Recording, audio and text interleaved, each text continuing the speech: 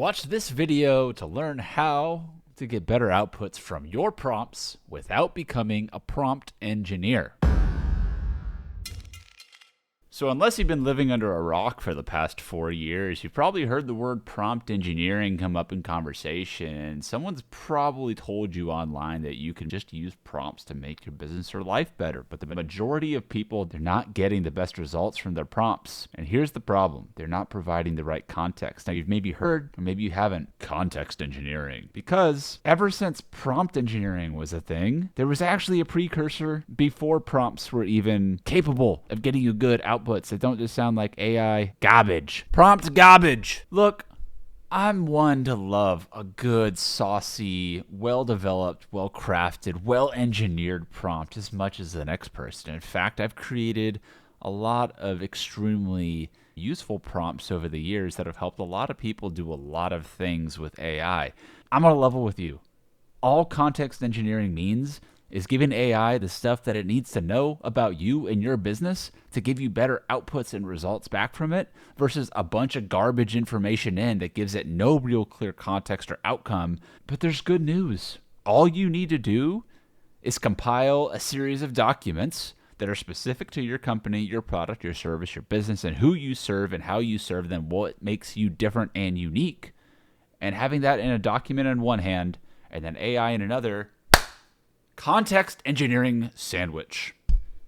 Super tasty because prompts in, no additional context in, generative AI, blah. Context in, what the savvy folks do and why I wrote the book called Buyer's Brief is they make their own version of what this book helps you do and compiles all of that knowledge and context and information and helps you consolidate it into a series of documents that can actually be useful for feeding and giving context to AI before you give a single prompt. And of course, there's prompts that can help you generate and compile and organize that context. But here's the thing. If you've had any sort of training from YouTube University about how to use ChatGPT, and you understand that if you put a really simple basic prompt in, you're going to get a really basic, simple output that's going to probably sound generic, use too many words, use too many em dashes, and probably a ton of emojis that you didn't want there in the first place. Now, before we talk about a prompt, I'm going to give you an example of what this prompt will look like to probably the average non-AI savvy user who doesn't really understand what ChatGPT is in the first place. And that's totally cool too. There's a lot of learning that humanity is going through with understanding how this tech works. Look, the point of AI is to help you accelerate the results that you are looking to get to faster. But if you don't even know where you're going to be going in the first place from the content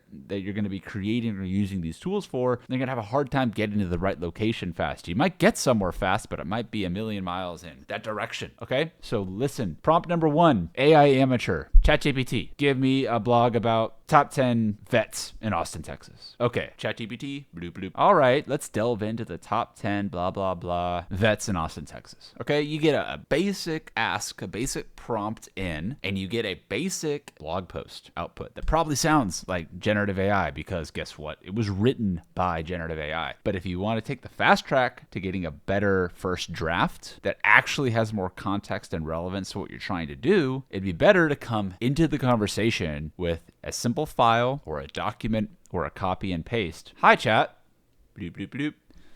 Here is all of the information and context and stuff that you want to be aware of about my business. Here is my brand style guide. Here is the tone of voice that I want to be writing in and keep consistent across the board. I want to know what my promise is. What's the problem that we solve as a business? What are the products and services that we have that actually solve a problem? And who are the audiences that we are serving with this problem? Is it 1? Is it 2? Is it 3? Is it many more than that? Well, you want to provide that information to ChatGPT so it understands who you're writing to, and then also what's unique about your business, your unique selling proposition. What unique value are you bringing in to the world with your product or service? You want to share that information with AI. And look, it can be a framework that you develop, some IP that you have. It can be a lot of different things that you have used in the past to get results for your clients. And if you're worried about giving this IP or anything like that to AI, one, if you're using ChatGPT, you can make sure that's not training its models based on your information. Go to the settings, very easy to find. mind how to make sure that it's not training those models. But if you're really concerned about it, then you should seriously consider utilizing tools and platforms that specifically state that they are not using your information to train any sort of models, and that they have the right security and training protocols in place so that you can actually trust that the information is safe and secure. And if you really, really, really want to make sure that this stuff is safe and secure from your business or your ideas, you can create your own local based models on your computer. I'm not going to get into that here, but there are ways that you can level up your own security for your information if you want to be super tight knit about it. There's also ways that you can just go right into ChatGPT and do it. And for most people getting started with trying to figure out how to get good outputs in the first place, you need to know that the context is going to be the place that you want to spend your time first before you do any of the stuff that I just mentioned. So back to the example, make me a blog, 10 vets, Austin, Texas. Cool. A little context, but still super like basic, right? And you're going to get a basic output from it. But now if you bring in all that information, and then if you provide additional insights and research and things like this, and then maybe you're a new vet in town, or maybe you're selling like dog food from these vet places, and that's what your angle is going to be. Let's do that one. So I'm going to write this place about all the top vets in here, and then I'm going to say, hey, if you're taking your pup to the vet and you want some super healthy dog food, here's information about our product or store and why you should work with us. And maybe you've already got a relationship with these people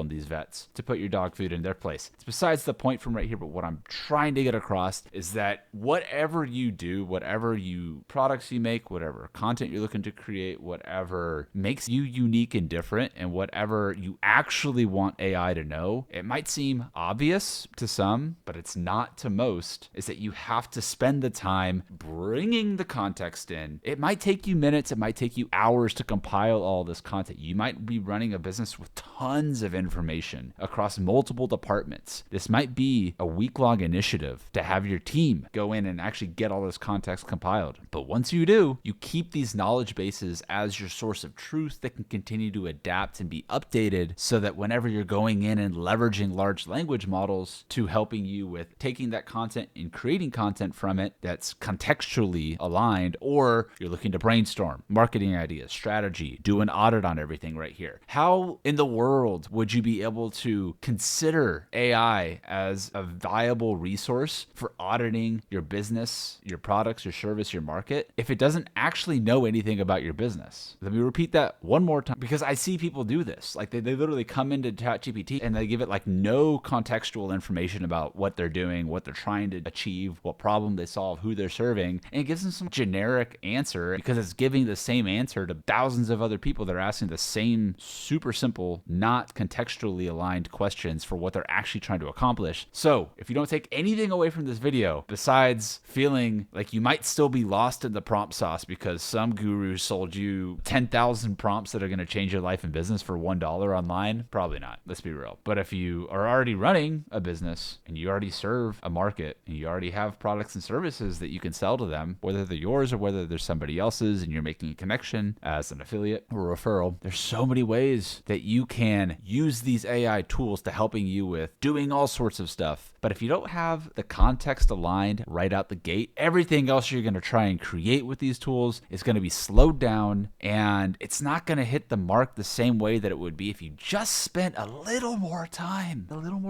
going and finding that information, organizing it in a nice series of documents, throw it in a Google Drive. ChatGPT, Claude, Gemini, they're all integrating with Google Drive among a number of other tools and platforms anyways. If all you do is put this context into a Google Drive folder, you are so far ahead of so many people that are like running around with AI tools like a chicken with their head cut off, trying to figure out how to get something out of this when they don't even have a strategic brief that has all the information that's pertinent and relevant to their business in the first place. And that to me is just a no-no. Don't get lost on the prompt sauce before you get your context locked in. Lock in your context, lock in better outputs, better results from your AI content. Just don't get lost in the prompt sauce before you get that context, right? Context is king. The prompts will help guide the AI after the fact, but if you don't, you can end up 1,000 miles in a different direction than what you wanted to be, with wasted hours, bunch of AI, and even other technical debt if you're trying to vibe code some stuff without context. But that is a rant for another video. I hope you enjoyed this one, found it useful. Let us know with a like in the comments. If you did, feel free to share with a friend who might find it useful too. And until next time, Darby Rollins from GenAIUniversity.com. Keep calm and AI on. I'll see you on the other side. Cheers, y'all.